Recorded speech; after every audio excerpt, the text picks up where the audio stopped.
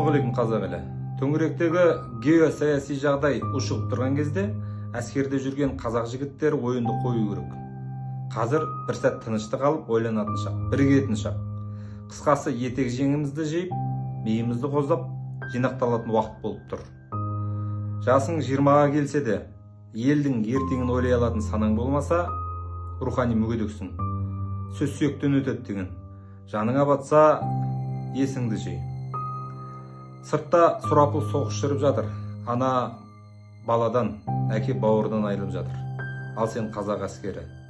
Отан алдында борышын өтеуге барған өзіндей қазақты бейбіт заманда өз қолыңмен өлтіріп жатырсың. Бұл нағыз еріккен ессіздің, мейірімсіз адамның тірлігі. Дедовщина жасап, қолынан келгенін істеп, өзіңдей жырақта жүрген бейшараның жоқ ақшасын сорып қалуға құмарсың. Жанын қинайсың, өлімге итермелейсің.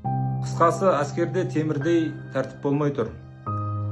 Тәртіпті орнататын да, бақылайтын да басшылық.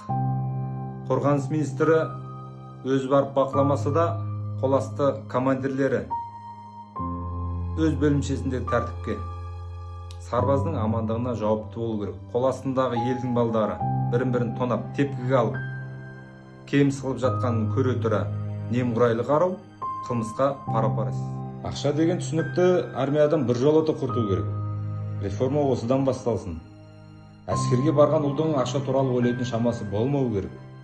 Ол дептің сұраған ақшасын қалай тауып берем деп емес, қаруды қалай жинап үйренем, жау келсе қалай қарсы тұра аламын деп бас қатыру керек. Әскердегі өмір 1-2 жыл уақытты деттермен алысуға, және соны өзімнен кейінгілерге жасап қалуға арнау болмасын. Бардым, келдім, құтылдым деген болмау керек. Осыған жауапты ведомство. Әр ата-ана әскерге баласын бергенде деттерден таяқ жейтініне, кеміс болып келетінде алаңдамайтын жағдайы жасау керек. Әйтпесе отан деп баратын жігіттің ботам деп боздап қалатын анасын күнде көретін жағдайға келіп қалдық. Өкінішті. Деп хат жазыпты Нұрболат Туыспайұлы. Бұл хатқа толықтай қосыламын. Және өзінің қосарым да бар. Құрметті қазақ елі, таяқтың 2 ұшы болады деген. Бір ұшы сол билікке байланысты болатын болса, екінші ұшы өзімізге де байланысты. Біз ойланып көрейікші, өзімізден кейін шынымен рухты, шымыр, өмірдің қиындықтарына төтеп бере алатын ұл өсіріп жатырмыз ба? Шынымен де жоқ. Көпшілігі күйбең тіршіліктің соңында одан қала берсе атақтылардың өмірін аңдуда, сөйтіп өміріміз өтіп жатыр. Біз ұлды, қызды тәрбиелеп, сен үйт, сен бүйт деп өсіре алмаймыз. Біз өзіміз солай жүріп көрсете аламыз.